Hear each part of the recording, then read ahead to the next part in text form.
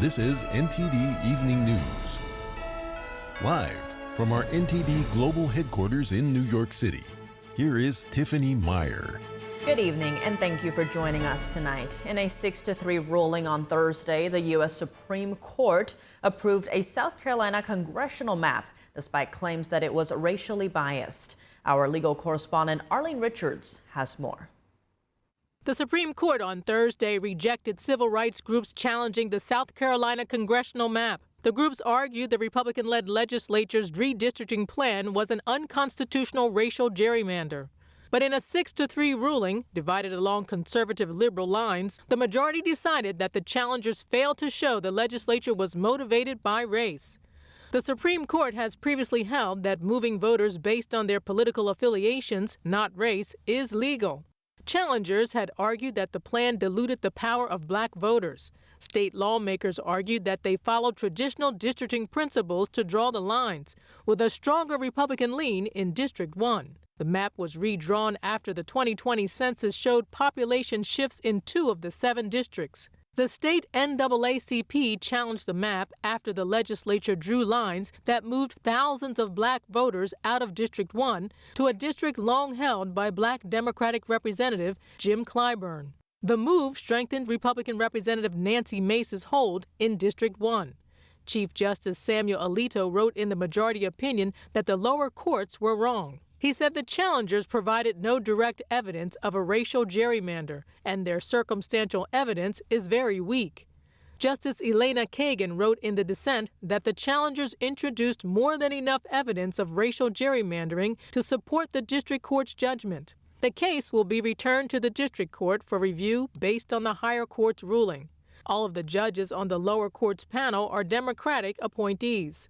The high court's decision won't affect the election. The lower court had already said they would use this revised map.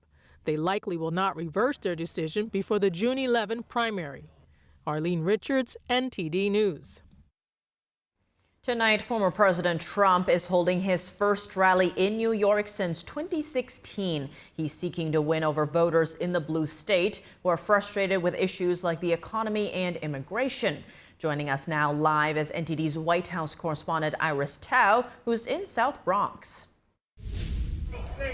Good evening, Iris. What is significant about this rally tonight?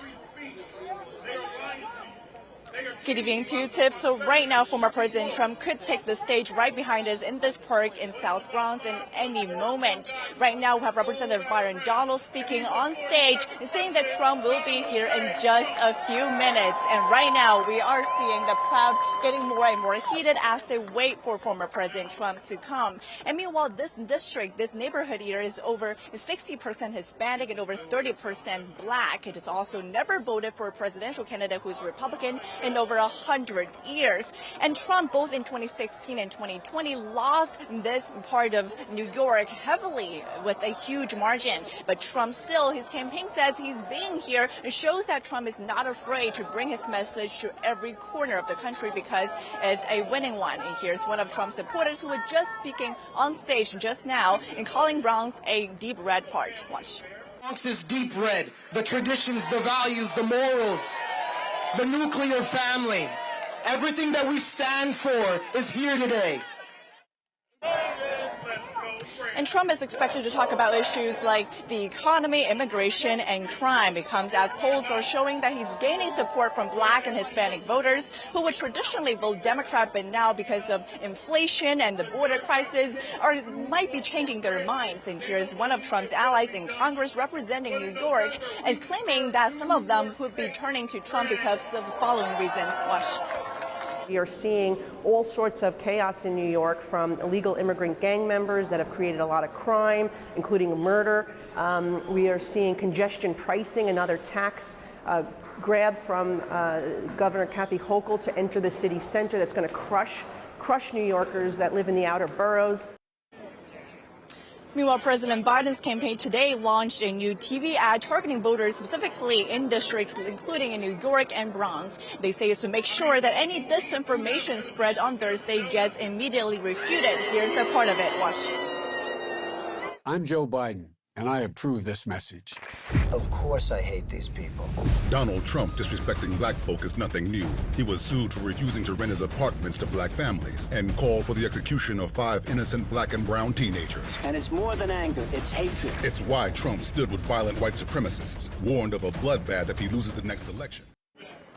And right now, we are hearing this crowd right behind us getting more and more heated. The permit that Trump's team applied for today's event is about 3,500 people of capacity, but we are seeing a large amount of people actually in the back of where the press riser is who are actually not in here due to capacity limit. So it remains to be seen how many people will eventually be here for tonight's event. Back to you, Tiff.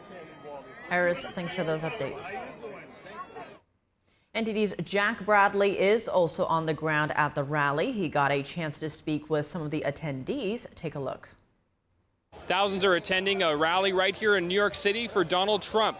This is in the middle of his hush money trial, which is wrapping up here, and he's getting a lot of support. We talked to some of the supporters out here. Here's what they had to say. At the end of the day, Donald Trump is just a kid from Queens, so this is his home.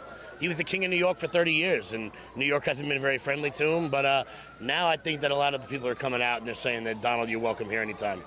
I think a lot of people support Trump, but the thing is that since it's a very heavily Democratic stronghold, a lot of us have to keep it on the real low. A lot of people here, they can't tell you why they don't support him. They just don't like him. People get on TV, say this is so, and everybody just follows it, and it just really shouldn't be like that. I live in North Carolina. I drove about 9 hours to be here.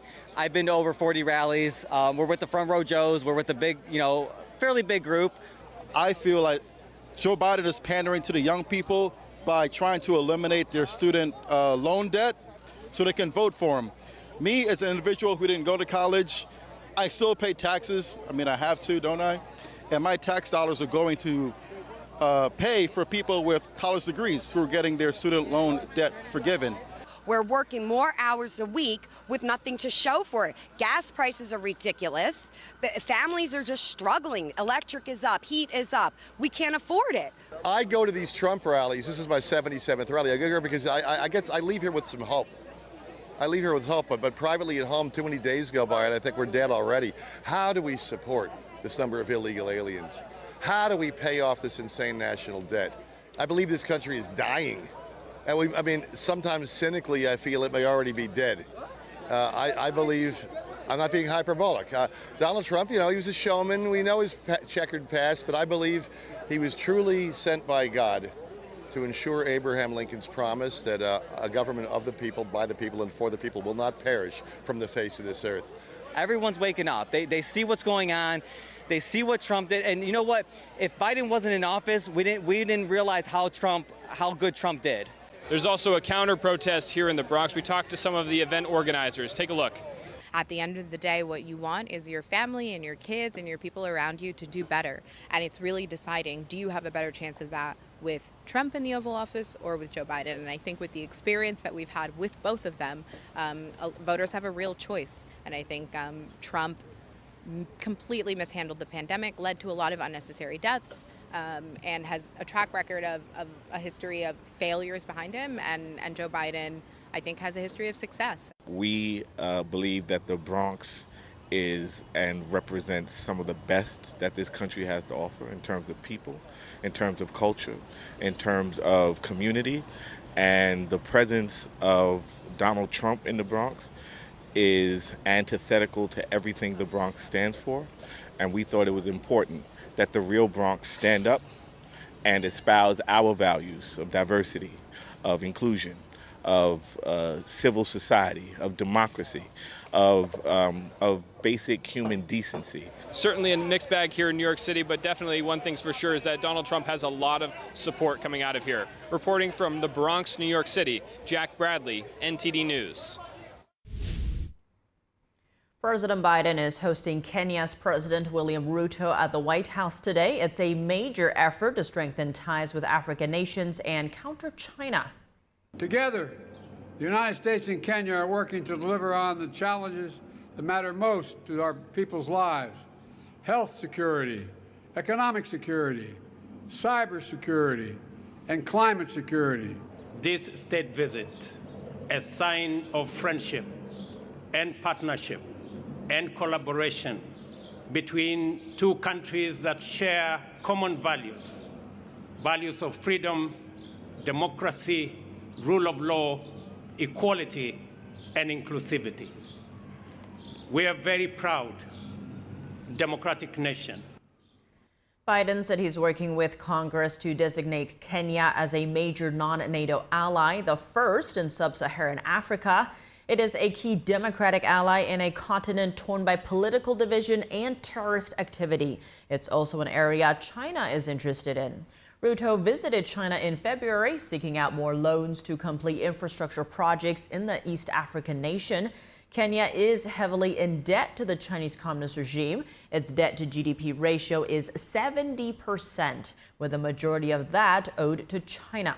Ruto's visit includes a state dinner this evening, tours of the White House, and a visit with Vice President Kamala Harris on Friday. The U.S. and Kenya are marking their 60th anniversary of diplomatic relations. House Republicans voted today to pass a bill that would prohibit non-citizens from voting in D.C., while the Democrat-led Senate teed up a second vote on a border bill that failed to pass earlier this year. Our Washington correspondent Luis Martinez has the details. The House of Representatives passed this Thursday H.R. 192, a bill that would prohibit non-citizens from voting in local elections in the District of Columbia. Over 50 Democrats joined Republicans in voting in favor of this bill, despite House Democratic leadership urging its conference to vote against it. I spoke with Congressman Adriano Espaillat, the Democrat from New York, and he argued that this bill was pure political messaging from Republicans. What's your position on allowing non-citizens to vote in states like California, Vermont, Maryland? For municipal elections, it's been done in the past, as late as in the 30s. People that pay taxes, that in New York City, it was done for the New York City school boards. So this is not a new concept. I don't understand why people are getting all bent out of shape about it. This has been around in America since the 1930s. Great. Non-citizens are allowed to vote in D.C. local elections since 2022 after a Democratic-led Voting Act amendment passed the D.C. Council. I also spoke with Congressman Jonathan Jackson, the Democrat from Illinois, and he showed his support for those 50 Democrats who joined Republicans and voted in favor of this bill. I do respect the sovereignty of the people of the District of Columbia, but where does it start and where does it end? So if you're able as a non-citizen to vote, does that mean non-citizens can hold public office? So it's troubling to go in that area. So I do understand that. So I respect D.C., but I would like to see American citizens be returned back to the rolls first. Currently, there are at least 16 jurisdictions in the United States where non-citizens are allowed to vote in local elections, most notably in the states of California, Maryland, and Vermont. The bill that just passed this Thursday, the House floor, is unlikely to be picked up in the Senate. On the Senate side, on Thursday, Senate Majority Leader Chuck Schumer put forth a procedural vote to reconsider a bipartisan border security bill. The vote failed, with Republicans and Democrats joining to defeat it. Reporting from Washington, D.C., Luis Eduardo Martinez, NTD News.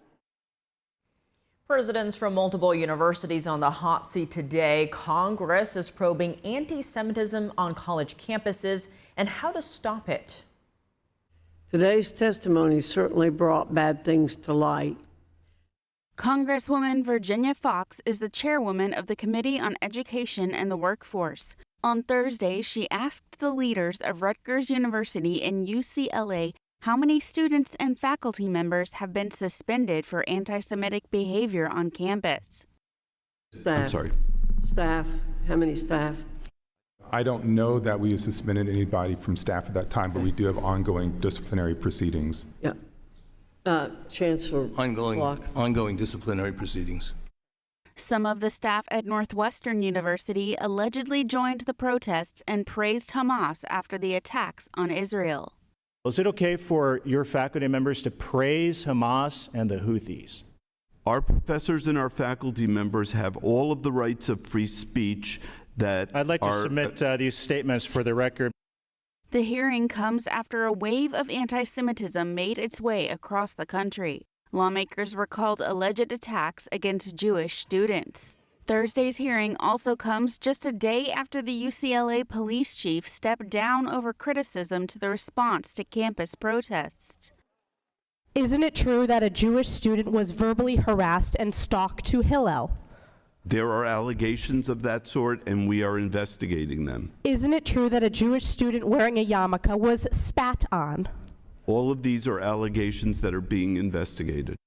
We see the answer is always it's under investigation, or we put that group on double secret probation, which really isn't holding anybody accountable. Police in riot gear dismantled the student encampment and allegedly tear-gassed some students. One issue many people had with the encampments is the fact that they're often not actually run by students. Instead, outside organizations plan them, some of which reportedly receive funding from China. A lawmaker asked the presidents if they know who's behind the protests at their schools. I don't know. Wow. Mr. Holloway? Unable to tell you which organizations. Yeah, I'm uncertain because there were quite a few. This is absolutely shocking. You allowed these encampments to persist on your campus, but you don't know who was behind them. The chairwoman concluded the hearing by saying that it's clear Jewish students are not safe on these campuses. Virginia Gibson, NTD News. Turning to a $600 million settlement for the Norfolk Southern derailment in East Palestine, Ohio, a judge has given preliminary approval. The 2023 disaster spewed more than 1 million pounds of hazardous chemicals into the soil, water, and air. It also displaced many residents and businesses. The settlement to resolve all lawsuits related to the train crash was proposed last month. It covers thousands of residents within 20 miles of the derailment. Norfolk Southern didn't admit to any liability or wrongdoing in the settlement. A hearing for final approval is set for September 25th. Lawyers said they will meet community members over the coming weeks and months to answer questions about the settlement. They will also address how people can submit claims to receive compensation. Taiwan is responding to renewed Chinese military drills around the island. The new president's office calls it regrettable and vows to continue defending democracy. I will stand on the front line with all the brothers and sisters from the National Army to defend national peace together. At this moment, international society is paying lots of attention to democratic Taiwan. And while facing the external challenges and threats, we will continue to defend the values of democracy, protecting regional peace and stability.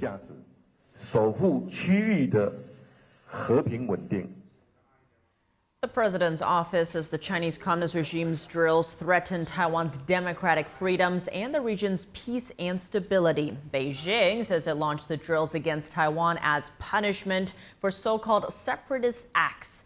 It sent up heavily armed warplanes and staged mock attacks in waters around Taiwan. The drills involved Beijing's Army, Navy, Air Force, and Rocket Force. Earlier, we spoke with Aryeh Lightstone, former special envoy for the Abraham Accords, about the latest developments in the Middle East. They include Bahrain's decision to improve relations with Iran and 3 European nations' decisions to recognize Palestine. Lightstone is also the author of Let My People Know. Aryeh Lightstone, thank you so much for joining us. Great to have you back on the show. Thank you for having me. Now, to begin, Bahrain's king is in Russia today, saying that he's looking forward to improved relations with Iran. He's also set to visit China. Now, you were actually just in Bahrain recently. What do you make of this visit? What is the significance here? Well, Bahrain has been an incredible ally of the United States of America going back more than 100 years. The 5th Fleet, which is not as famous as the 6th Fleet, but just as substantial, sits in Bahrain. It matters greatly. But Bahrain, like the rest of our allies, remains confused what the United States of America's foreign policy is. The United States had condolences to the butcher of Tehran. If the United States is going to offer condolences to the butcher of Tehran, Bahrain, which is next door to Iran, must make overtures because they do not believe that the United States of America will stand with them against Iran. To your point, the relationship between Bahrain and the U.S. goes back to about 1971. Now, expanding on that, because we did just see the funeral procession of the Iranian president that died, Ibrahim Raisi, and people in the crowds chanting death to Israel, but also death to America. Given that, how do you read this visit to Russia, but also China, tying into that relationship with the U.S.? Yeah, I can't imagine leaders that we consider of strong alliances with us, the UAE, Bahrain, and others, would be at a funeral where they chant death to Israel, death to America without any additional consequences, and then go on to travel to Russia and China. What that demonstrates to us more than anything else is that the United States of America has lost meaningful influence in the region, and the rest of the region is now looking for where else they will find relationships. I don't believe they'll call them allies. I don't believe that they will trust Russia or China with alliances, but they certainly will explore what their interests are with Russia and China as the U.S. is less reliable. China last week just sent out a statement saying China is ready to work with Arab countries to build a, quote, China-Arab community with a shared future at a higher level. What does this mean for the region, especially the people in the Middle East? We don't need to guess what will happen when Chinese, as the Communist Party, comes in to make investments. They don't make investments in order to elevate the place that they are investing. They make investments in order to steal the technology. What that is going to wind up being is it will limit Western investments in that part of the world, because you just saw Microsoft and OpenAI made an enormous investment with the UAE. If the Chinese Communist Party comes in and equally invests in the UAE, that intelligence that comes from AI, from Microsoft and OpenAI, will be in danger. Now, zooming out a bit, we just saw Spain, Norway, and Ireland recognize a Palestinian state. Now, historically, you would see European nations mostly leave the Middle East, especially Israel, to the U.S. What has changed in terms of the dynamic when it comes to relations in the Middle East? Well, my daughter last night recognized the tooth fairy, which is very important, but also irrelevant. You can't recognize something that does not exist. There are no boundaries, there is no capital, there is no leadership. Who is in charge of running it? So what winds up happening here is that words become irrelevant. You can recognize anything you want without any reality, and something that becomes vacant and absent. The fact that the United States of America is not treated as the leader on this particular issue once again shows that not only are we weak in the Middle East, but even our European allies are not waiting for American leadership over here. We are living in troubling times. When the United States of America is weak, there are other countries that step up, and unfortunately, it's not the right ones doing it in the correct way. And given that, what does that mean for the U.S. and its allies? Is there anything that can be done to change that? Yeah, the United States of America needs to come forth with a very strong statement of where it stands with Israel, where it stands against Israel's enemies, and how it will be with Israel for the entirety of this process. The fact that this administration has been repeatedly calling for a ceasefire in order to establish a Palestinian state through Saudi normalization gives room for the Irish, the Spanish, and the Norwegians to be able to come and make this statement, because they just think that they're leading this U.S. administration to where it is. It would be a travesty and a tragedy of epic proportions if October 7th will be remembered as the July 4th for the Palestinian people. A state that is born out of a massacre that occurred on October 7th will be a state that will be filled with terror for its entire creation. That cannot and must not happen. Aryeh Lightstone, thank you so much for your time. Thank you for having me. And it does seem that, as we heard from Iris Tao earlier, Trump is speaking in South Bronx. Let's tune into that now. No matter where you went on this planet, everyone knew that when you said, "I'm a New Yorker," it meant you had smarts, you had grit, you had energy, and above all else, you had heart. You had heart. Big, big, beautiful heart. Everybody wanted to be here. New York was where you came to make it big. You want to make it big, you had to be in New York. But sadly, this is now a city in decline. Throughout my life, I've seen New York through good times and bad, through boom times and crime waves, through market crashes and terrorist attacks. But I've never seen it quite like this. We have filthy encampments of drugged out homeless people living in our places that we've spent so much time with children where they used to play. We have lunatics killing innocent bystanders by pushing them onto the railroad tracks for sport. Our it's a sad thing. Don't worry, it gets positive. Don't worry. It gets so positive. Remember, we're going to win. We're all winners. We're going to win so big. We're going to make it bigger and better than ever before. Remember that. So don't worry. By the time the other 6,000 or 7,000 people get in, it'll be very positive. Our subways are squalid and unsafe. The ceiling tiles are falling down, and they look worse than a third world country. The medians of our highways are crumbling. Our sidewalks are littered with garbage, bottles, and trash. But worst of all, the discarded needles from people that so desperately are in need of help. And we have mobs of migrants fighting our police officers and giving America the middle finger. But we are not going to let this continue. We are not going to abandon our hope and our pride. This city has given us so much, and now it is time that we are going to give it back. Together, we are going to make New York City great again, and simultaneously, we are going to make America great again.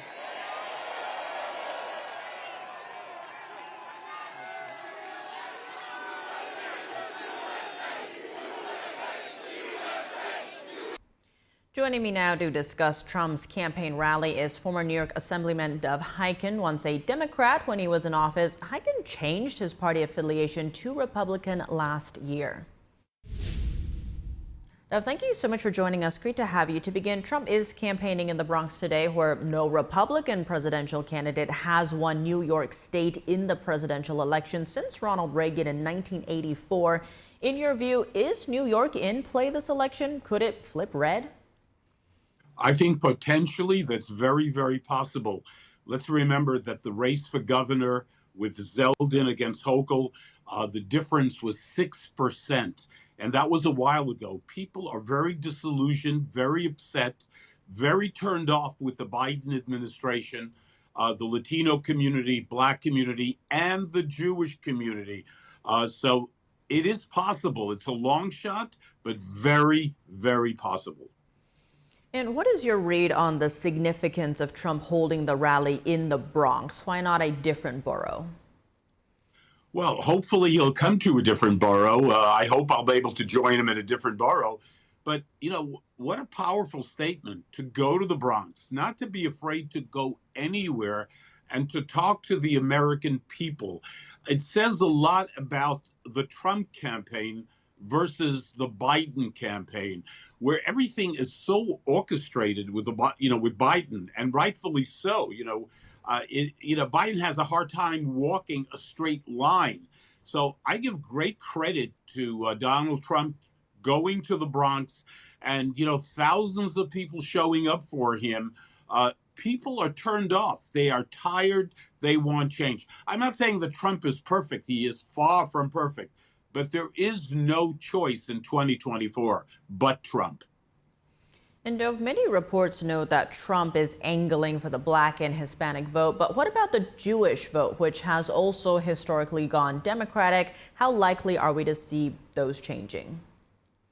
Well, I predict that that Donald Trump, the Republican candidate, will do better with the Jewish community in 2024 this year than anyone has ever done, any Republican. People in the Jewish community are turned off. I feel that the Biden administration, the president, has betrayed Israel. He has put a knife in the back of Israel and the people of Israel. His behavior, it's Hamas that is celebrating. Biden is the friend of Hamas. I hate to say that. But that's what it really comes down to. So I believe there's going to be an historic change. I'm not saying that it's going to be a majority of the Jewish community, but it will be higher than ever before. And that will say a lot about the election nationwide. Now, recently we saw Trump's criminal trial in New York dominating headlines. How much do you see that trial playing into this potential changing sentiment? Look, I'm not sure if it plays any role at all. I think it will play a role if the former president is found not guilty. I think that will be a very powerful statement. But look, I don't think people have been watching it that much. And at the end of the day, there are bigger issues. Whatever Donald Trump is, people sort of know. They, whether it's behavior or things that he says that we don't care about. I mean, people know who Donald Trump is, but they are looking at Donald Trump as president of the United States for 4 years. This country was in better shape. The American people were doing much better with Donald Trump. And that's what this election is all about. And Biden is in big trouble. Dov Hikind, former Democratic New York Assemblyman, thank you so much for joining us. Thanks for having me. President Biden's losing steam in New York State. A new poll shows his lead over Trump has dwindled to a single digit. Here's a look at the numbers. Biden is sitting at 47% with Trump at 38%, a slight 1% gain on Biden, though now it means the president's lead is in the single digits. The poll comes as Trump is battling a case in Manhattan, where he spent the past month. And in swing states, Trump's leading in polls. In Arizona, 49 to 42%, in Georgia, 49 to 39%, and in Michigan, 49 to 42%, and just barely in Pennsylvania, 47 to 44%. What's driving the numbers? A separate Cook political poll conducted in the swing states reveals that cost of living is the driving force. Of the nearly 4,000 voters asked, 40% think prices could get under control if Biden is reelected, while 56% of swing state voters think the cost of living could go down under Trump. In addition, voters said they are more concerned about Biden hurting the economy than Trump changing abortion policy. Florida Senator Rick Scott has announced his bid to be the next Senate GOP leader. Within hours of the announcement, he was endorsed by former Republican presidential candidate Vivek Ramaswamy. In a post on X, Ramaswamy said Scott is, quote, by far the best choice among others in the race. As of now, Minority Whip John Thune and Texas Senator John Cornyn are also vying for the post. They are running to succeed Mitch McConnell, who said in February that he would step down after the November election. But he added that he will remain a senator. McConnell found himself at odds with former President Trump on a number of issues, including the January 6th Capitol breach and foreign policy. McConnell even spoke out against what he described as a rising trend of isolationism within the Republican Party, particularly when it comes to aid for Ukraine. In 2022, Scott mounted a challenge to McConnell but failed. In a letter to colleagues, the freshman senator said he would aim to lead the caucus down a path more closely aligned with Trump. More updates on the Singapore Airlines flight that caused severe turbulence. Many of the passengers are still in the hospital with serious conditions. It might be too soon to say how long they have to be here. Our doctors will monitor them every day. For those who can be discharged, we will let them leave right away. We've already sent one of them home. More than 50 people injured during the flight are still in the hospital. 20 of them are still in the ICU, but they are not in life-threatening condition. The hospital in Bangkok says several of the more seriously injured people will need spine surgery. Doctors already performed 17 surgeries, including 9 spinal surgeries. 22 people had spinal or spinal cord damage, 6 had skull or brain injuries, and 13 had damage to bones or internal organs. The injured passengers range from 2 to 83 years old. In total, some 100 people were treated at hospitals in Thailand for their injuries. One British passenger died, possibly from a heart attack. The Justice Department is suing Live Nation, the parent company of Ticketmaster, accusing it of running an illegal monopoly over live events. NTD's Virginia Gibson has more.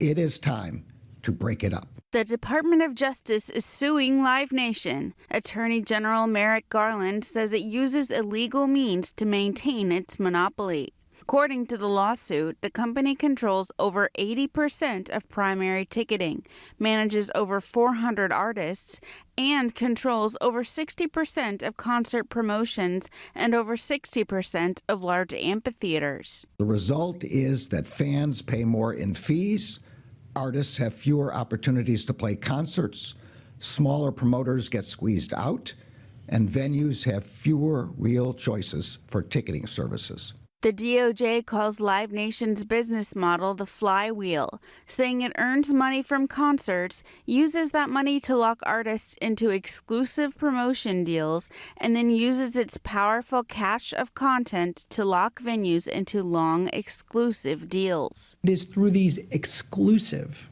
ticketing arrangements that Americans face the dreaded Ticketmaster tax, the seemingly endless set of fees, ironically named service fee or convenience fee. Assistant Attorney General Jonathan Cantor says Live Nation illegally eliminates rivals, retaliates against competitors, and threatens venues that work with competitors. Reddit users responded to the news with "took long enough," "now this is good news," and "it's crazy it took this long for the parasites to be checked." Live Nation responded with a press release titled "Breaking Down the DOJ Lawsuit."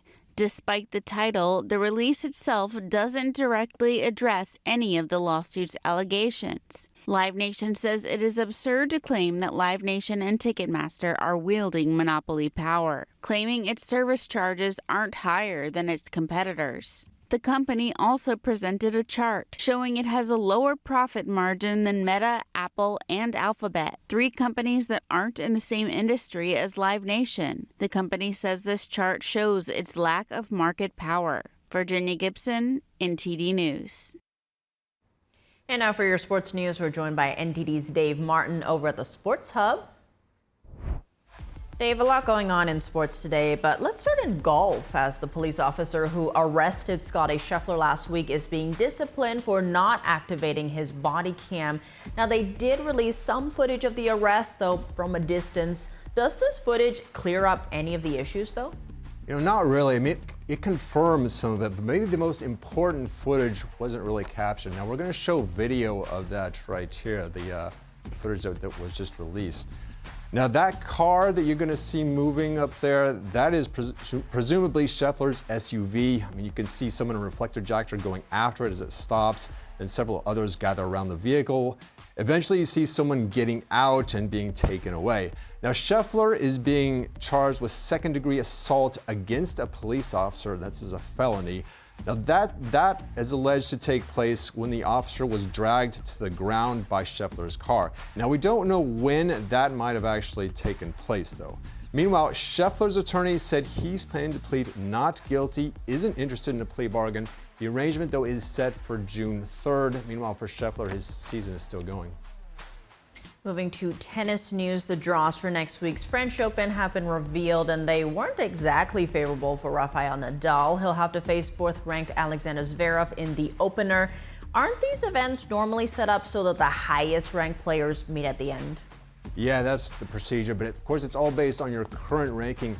Nadal has missed so much time with injuries lately. His ranking has fallen into the low 200s. He's played just 14 matches since the start of 2023. Now, 14 matches was a normal month for him when he was healthy.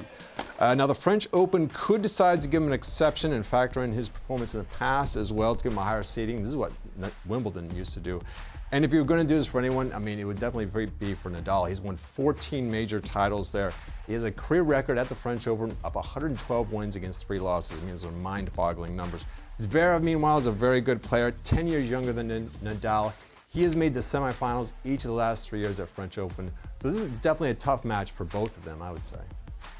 Shifting gears to the NHL playoffs, we have game 1 of the West Finals tonight between Edmonton and Dallas. Now, Dallas seems to be the consensus pick here, but how can Edmonton pull the upset? You know, I would say play great defense. You know, they already have great offense. They've got Connor McDavid and company for that. It was their defense that really shut down Vancouver in the last 2 games that helped them to advance and win that series.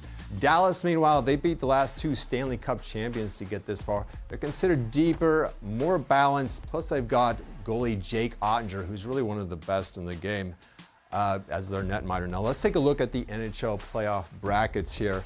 Last night, Florida beat the Rangers 3-0 to take Game 1 in that series. Tonight, we've got the Stars-Oilers. Game 1, this game is going to be played in Dallas.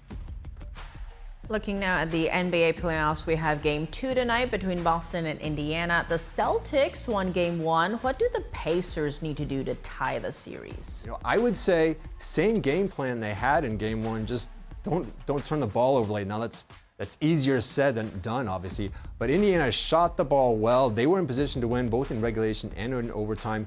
They had a couple of critical turnovers late in the game.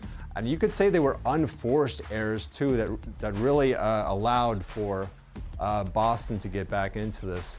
Now, meanwhile, for the Celtics, Jaylen Brown hit that critical three-pointer at the end of regulation to tie the game.